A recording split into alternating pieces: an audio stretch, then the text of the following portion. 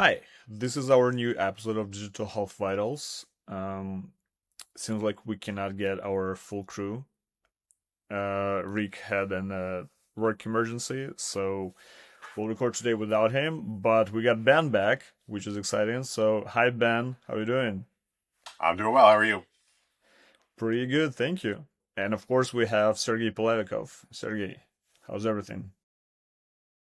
Everything's good. Happy New Year. You cannot say this every episode. We recorded January 20th. Come on. Well, I haven't seen Ben since last year, so Right, yeah, well, happy New Year to you as well. Yes, I guess we're still good.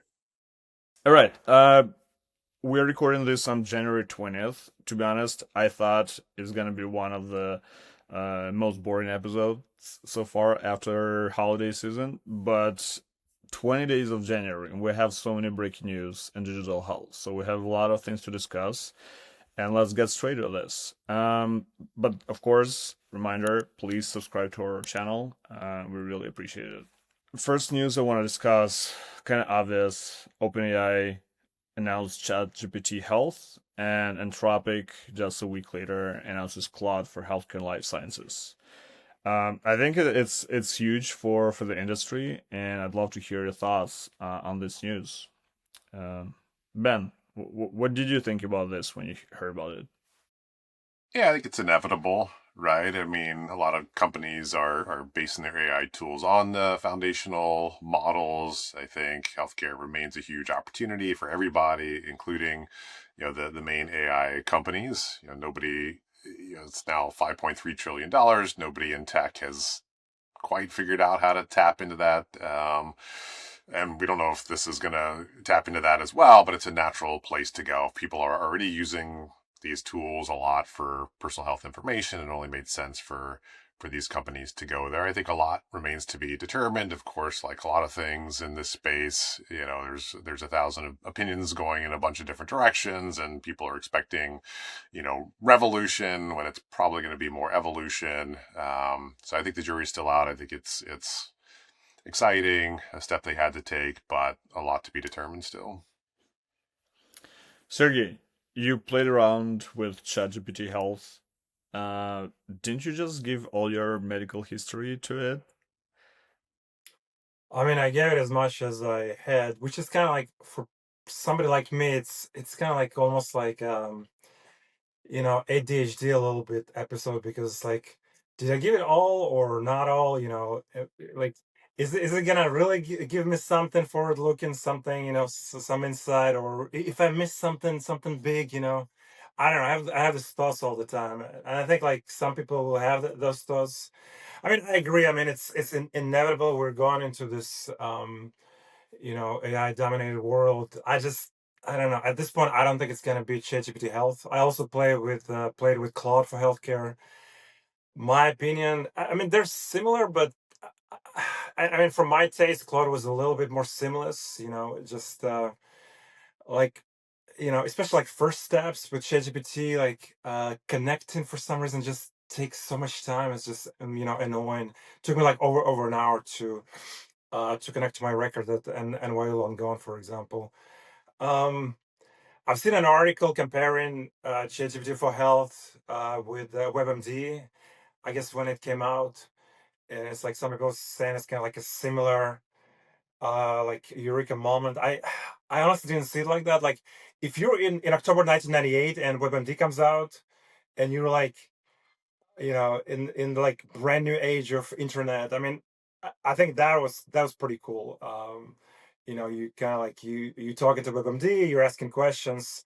Yes, it was an AI, but it's like I feel like for many patients, it's kind of like it doesn't matter. Like as long as you get what you need, they don't care what's underneath, whether it's AI or rule based. As long as you kind of get your answers. Um, so I don't know. To me, bottom line is that honestly, like if if a patient was using ChatGPT before that for health questions, health concerns, they're gonna be continue using it with ChatGPT Health. And if the patient wasn't, up to speed on that, I don't see how all of a sudden, they're gonna be converted to this AI and enthusiast. So I don't know. But to be fair, even though these are the two biggest competitors in AI space, they rolled out completely different products. ChatGPT is still focused on consumers. Claude wants to go B2B as its main business is business to business. So, first question actually, I feel like ChatGPT they haven't done much like of a different model for this. They basically said, "Hey, so many people are using ChatGPT for healthcare issues. Let's just call this separate instance ChatGPT Health, use the same model, and just get more data from patients." That's my understanding of what they did. So I don't see there's like any specific innovation specifically in that tool. Claude is interesting in terms of how they're gonna approach what kind of agent skills they're gonna build with Claude Health, and I wonder how easy for them is gonna be to get clients for this, because I think they might need also an ambient scribe tool for working with enterprises, many other things that already exist. So interesting dynamics, but I think completely two different products. Ben, would you agree? Yeah, I think it's always the question of, is a D2C product like this, there's always going to be that group of individuals that really want to be very plugged in, have a chatbot that they can ask specific questions in a secure environment about their health, and they'll love it and embrace it. How big of a population that is, I think, remains a question. The bigger fish, so to speak, is probably an enterprise application where you're rolling out in a hospital or health system, and you're the backbone, the AI backbone for all their, workflow. Because I think the market is more limited for a consumer that's going to pay for something like this, and the market is bigger for a hospital or a health system that knows, that has FOMO about AI tools and knows they have to roll something out, and has the deeper pockets. So I think that's an interesting question. Epic is out there, Google's out there. These are more established, more trusted names for hospitals and health systems. So how's that all going to play out if you're looking at infrastructure and workflow? Yeah. By the way, ChatGPT or OpenAI came out with the B2B version like literally next day. So some people are saying, I mean, because to me it was kind of like rushed a little bit. Actually, both direct to consumer and B2B versions. People are saying that uh, I've heard that they're saying, oh, Claude was actually planning that on the very first day of JPM conference, because it was on Monday that it was released, and OpenAI was trying to to beat Claude to it, and that's why they did it like literally 2 days later, and with business, and 3 days. I mean, 3 days earlier with the consumer model. Um, I don't know. From To me, it's like they're similar. I think it's the same model actually for both of them. Whatever they used for their everyday use, they use it for health, both B2B versions and consumer versions. Um, Another issue was privacy. A lot of people express their concerns. I think we need to kind of at least mention that. So B2B is covered by HIPAA because there is a business associate agreement. So at least that's the law of the land. For direct to consumer, there is no HIPAA. It's kind of like, um, there are other laws. There's this FDA Act, and in the end of the day, if there's something serious, then I'm assuming there's FDA oversight. But in the end of the day, it's basically, for if you're a consumer, it's basically whatever is in the privacy agreement of OpenAI and Anthropic, respectively, um, which is, you have to trust this guys, and basically saying, oh, 5 years later, when they're still burning cash and trying to make money, who, what are the odds that they wouldn't change the terms and conditions, and basically we're saying, oh, by the way, we have all this great data that's worth billions. We're gonna start selling it or renting it to third parties. Exactly what happened with 23andMe, and actually Aura last year. The ring, the health ring, also had this episode with consumer data. So a lot of questions against privacy. So if you're concerned about privacy, I think you have a very valid, point there. Be very cautious before you use these tools. But I guess that privacy is always a question. I feel like it's exactly what you were saying. The whole announcement by OpenAI is about adding trust to their tool. Like if before a patient was potentially hesitant to upload all medical history to ChatGPT, but now hey, OpenAI announces the ChatGPT Health tool, and I feel like patients might think, oh, it can be trusted. They did it specifically for healthcare issues, even though it's probably the same model. So I think the whole announcement is just basically adding trust and getting more medical records to fine tune their model. That's my understanding. I disagree. I think if you trusted the brand like OpenAI or Sam Altman, I guess you're gonna continue trusting it. Nothing really um, changed. But I mean, to me, the big difference is that like for ChatGPT, like the original, yeah, I mean they're health questions, but like there was no massive upload of your medical history. I mean, all you could do, my understanding before, at least kind of on a day-to-day basis, was just upload some PDF files, and yeah, you could do it with the health version too. But the big point they're making is that now we have all these API tools. So like ChatGPT is advertising Be Well, Connected Health, I guess the full name, and Anthropic is advertising Health X, Health Exchange, um, and so now we're talking like loading and being connected, because once you're connected once, you're in your health app of whichever provider you're using, whether it's OpenAI or Anthropic. I mean, it's there. So it's like, and my understanding for most patients, this is like, whatever they have on my chart is what they have. I mean, I think we're talking here, we're kind of like tech guys, or at least like, I don't know, light tech guys. So we're in it. So we're like, oh my God, let's collect our data. Data is so important. Like for an average patient, it's like they're not collecting their medical data. So whatever is on my chart is on my chart. So to me, the biggest thing with this announcement was that now you can systematically kind of, or I guess more seamlessly connect to your my chart or whatever EHR system you're using, from quote unquote front end, meaning you basically going as a patient and you're giving your consent to this guy saying, oh, as a patient, I'm giving you all this data, use it any way you want, be careful, right? um so to me, that was a big step. That's to me, that's a big difference. Now you're connected to EHR, and you have to ask a question like, what the hell is OpenAI is going to do with your data? Maybe not this year, maybe not today, but like down the road. Yeah, I think the counter argument that people would make to that is, look, patients want answers. They don't feel like they're getting answers, easily from the healthcare system as it is. They're already going to these tools to ask them questions.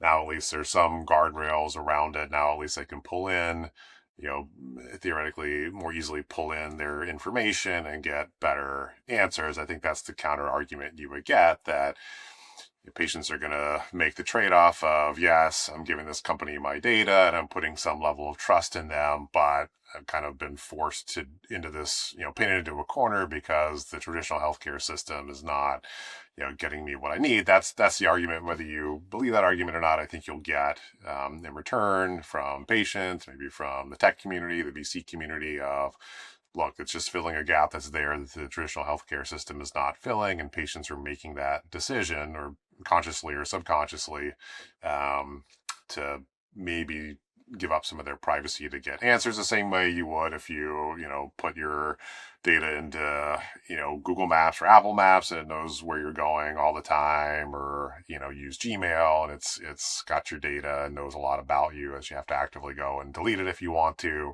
So it's just another area in our lives where it's a calculated trade-off, again, subconsciously or consciously, about convenience versus privacy. Yeah, I think I agree. Convenience is a big thing there. One thing that we have not talked about was the non-announcement. So like, there's Gemini, right? So I was like, oh, there's probably gonna be Gemini Health now. It never came out, but what came out was, I think, is even bigger announcement that Apple is now using Gemini as its LLM. Now, Apple wasn't health much longer than any of these guys, right? But Apple never had LLM, right? At least for health purposes. So if you go to Apple Health right now, it's just basically you're limited to whatever functions they have, which is, they have quite a few good functions, but like in the end of the day, you cannot talk to it, you cannot ask it to like summarize whatever any of this LLM uses. Now they have Gemini, so I mean, my prediction is it's an even bigger announcement is gonna be, Gemini Health with all these Apple like wearables and all these functions underneath, which is to me is probably maybe an even bigger story. I personally need to research that more because I'm a bit confused because Apple was using ChatGPT and still using ChatGPT model for some of their tools, and the latest announcement about Gemini is more about Siri gonna use Gemini model, and actually Apple uses ChatGPT for free, but actually plans to pay Google for Gemini. So I'm still not sure, and I'm not sure they know which model they're gonna end up with. So yeah, let's see how everything is gonna play out in this space, but definitely interesting dynamics. Uh, Kind of to follow up on OpenAI news, another announcement happened recently. OpenAI buys a tiny health record startup Torch for reportedly $100 million. Torch is the same guys as created Forward Health, basically those AI kiosks that raised $400 million and went bankrupt pretty soon after that. So interesting, and I feel like they just got the the C level of Torch to OpenAI team, and that's the whole news about it. Do you have any comments on this? Yeah, it seems like an acqui-hire, right? It seems like what Torch was doing is what a lot of ChatGPT Health is. So whether they just wanted the bring those people under their umbrella to work on it for them. I'm not overly familiar with Torch, so I don't know if they had anything that was special from a technology standpoint, or if it was just we want these people under our umbrella, we'll hire them by giving them $100 million worth of shares and OpenAI and go from there. Even OpenAI's value, $100 million worth of shares is what, I don't know. Yeah, people were saying that the Torch is basically a six-person company, so it was like 6.6 million per person or something acquisition. um I mean, it basically kind of uh goes back to my argument that, if you're in those circles and you kind of like establish yourself as an expert, you can basically be bankrupt and you can fail in your past. We saw it with like with Mujal Shah when he completely fucked up all the vendors and basically said, I'm going bankrupt, while talking about Hippocratic at the same time. So I feel like it's, I don't know, kind of similar story that, you know uh, I'm sure they're smart guys, but like obviously being in the circles, knowing people at OpenAI, because they're like, when I looked at it, they're like probably hundreds of startups like Torch. And by the way, I mean, Ben was right. Like it was a like pure acqui-hire base, meaning it wasn't for the app. In fact, they shut down the app on the day one. There's no app anymore. There's no Torch app. So I think it's a push for for expertise in this area, maybe helping build infrastructure around ChatGPT Health, which I guess is good news for their health efforts. But it's so funny. Like you can fail so many times, but if you know people, if you like establish yourself as expert, you can do pretty well. The first news of the month that we're kind of breaking and everybody was talking about is this: the Utah has launched a pilot program with health tech startup Doctronic that allows an AI system to handle routine prescription renewals for patients with chronic conditions. Utah is given a big example for other states. What do you think? Other states are planning to adopt the same approach, or still too soon to tell? I think they'll see how it goes in Utah. I mean, I think some people have argued, do you really need AI for this, or is this, something that could be figured out, more simply if it's a chronic renewal? Are there already tools that are non AI tools that could do this? Yeah, it was interesting. It seems like there's a lot of guardrails on it. There's going to be human oversight. It's limited to certain medications. Certain other medications are prohibited from it. So I think it's interesting from a regulatory standpoint that Utah was willing to go in this direction. The actual tool itself is interesting, but maybe not as interesting as some other use cases for AI. So we'll see how it plays out. I think it's only a matter of time, as we've seen with Pernuvo and the MRI scan and getting sued, that just by sheer volume of refills or whatever, that at some point something is going to go wrong, and it's not an indictment of the AI. It's just the law of averages, and what's going to happen at that point, I think, remains to be seen. Who's responsible? Apparently, they got some form of malpractice insurance for it, which is also a fascinating angle of this story of what carrier was willing to take that step of underwriting insurance for an AI tool, which is, I think, the first time we've seen that. There's a lot of different angles to this, and the AI application itself may be the least interesting of all the angles of this story. Yeah, I mean, maybe I'm at the point of my life where like anything that adds convenience and comfort in health matters. I mean, I like a lot. So, I haven't used the app, but like if it's seamless and if it's doing the job, I mean, why not? I mean, again, all the issues that Ben mentioned, and all it takes is one big lawsuit to kind of bring it to the front in terms of danger of AI.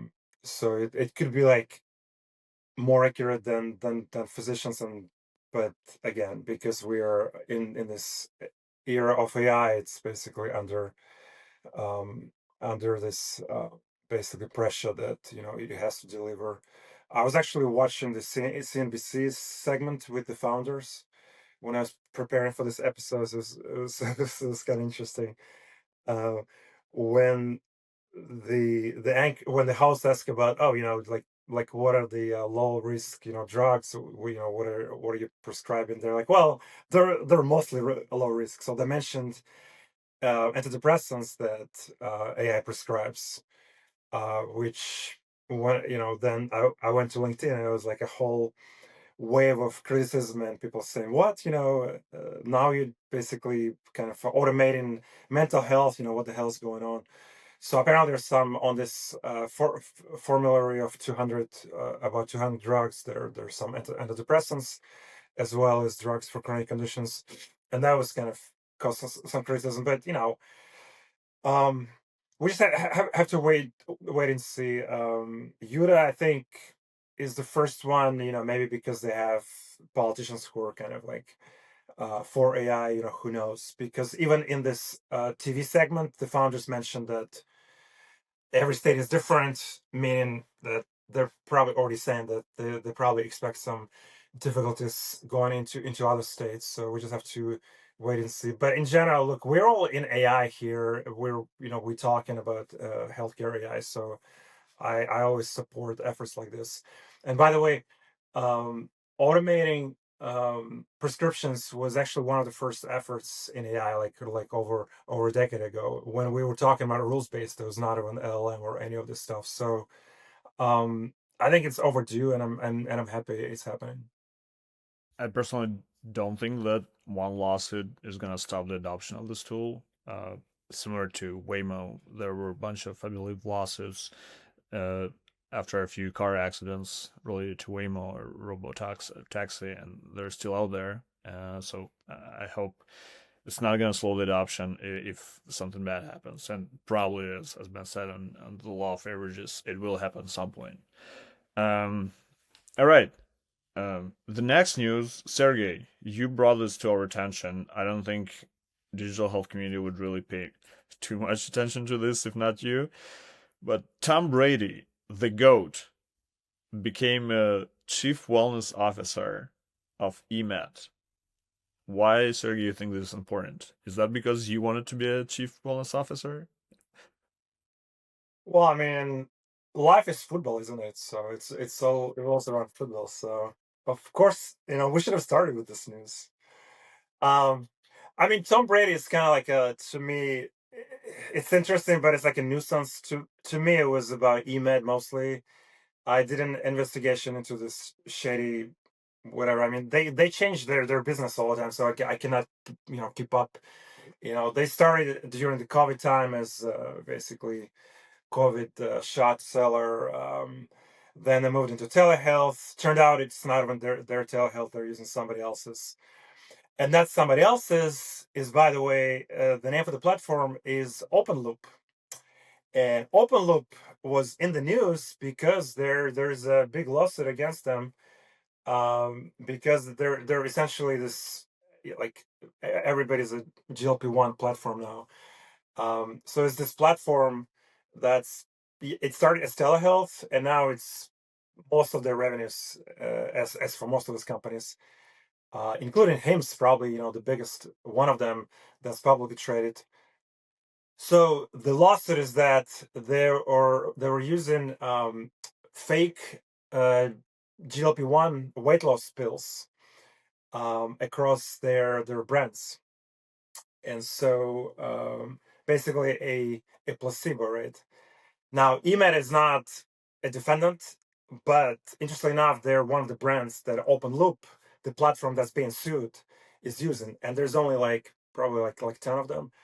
Um, so it's just one example. I mean, if you read my article, and I had this, I don't want to go into details, but they have so many lawsuits, they have so many shady deals.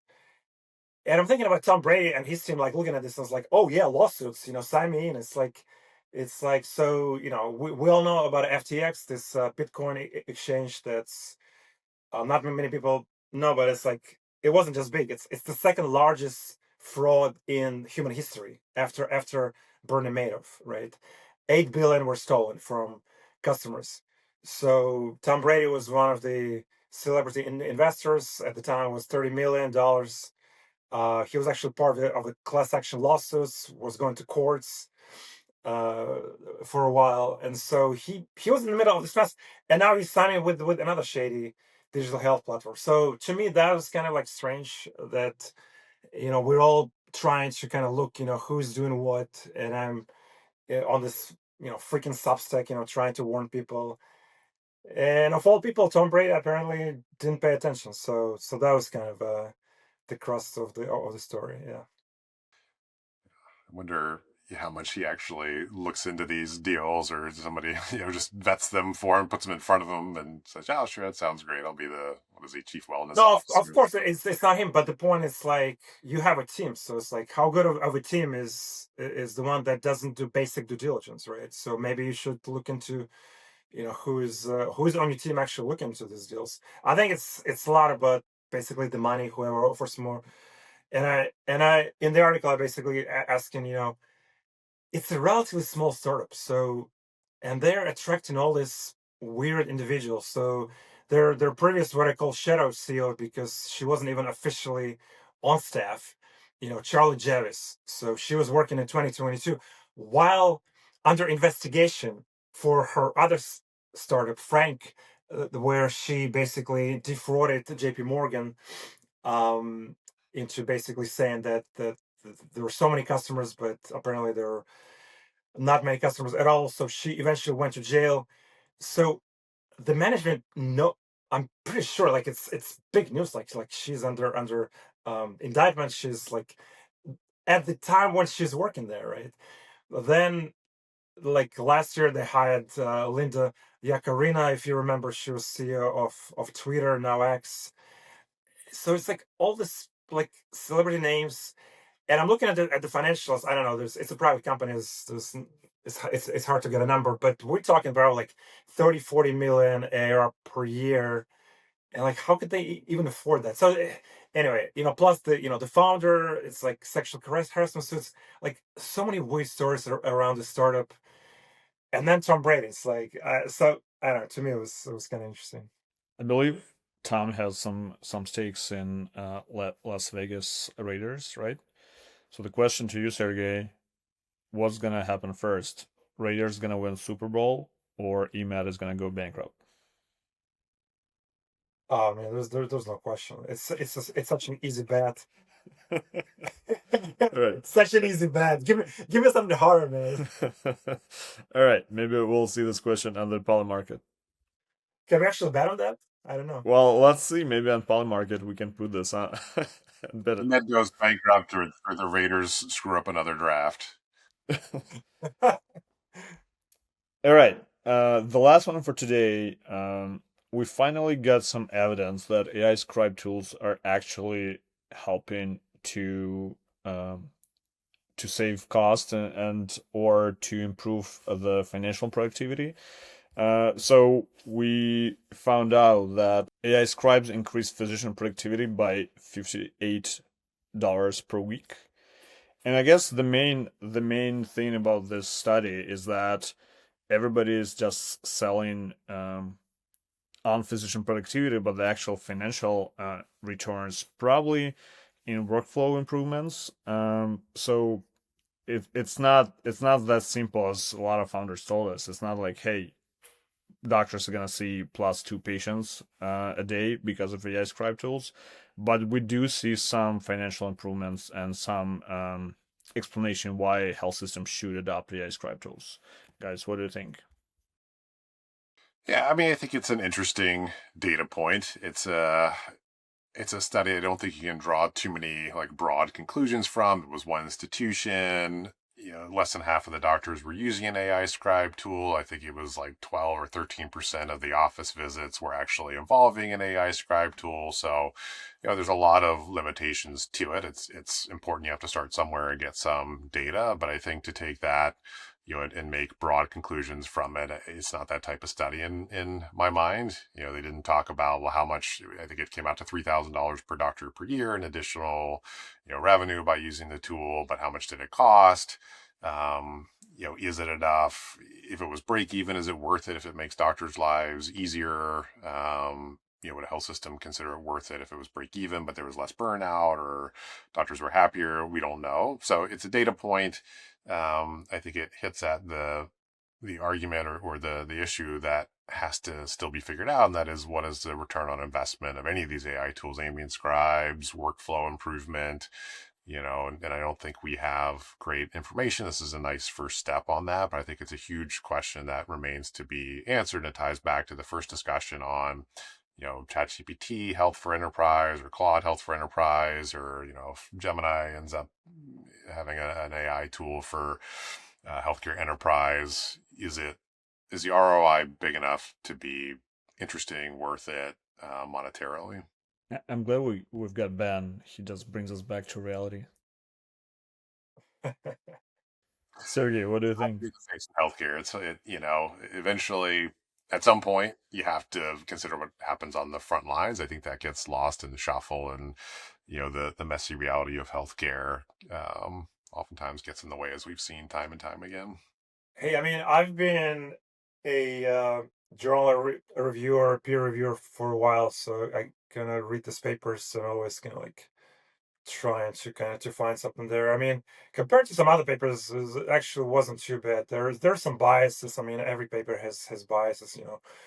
The sample was pretty good. Over 1,500 physicians. They split almost in half with AI adopters versus non-adopters. Um, you know, the first time I read it, I was like, so you just basically split between those who use AI and don't use AI. But actually, no, the way they did it is actually the right way, which is basically at least on paper. Now, how it actually happened, that's a big kind of gray area. But on paper, you basically have somebody that wasn't using AI and then like started using AI scribe. And again, I don't think they mentioned which AI scribe. Maybe there was like a combination, maybe They didn't mention them, but I think there were two different ones. different ones.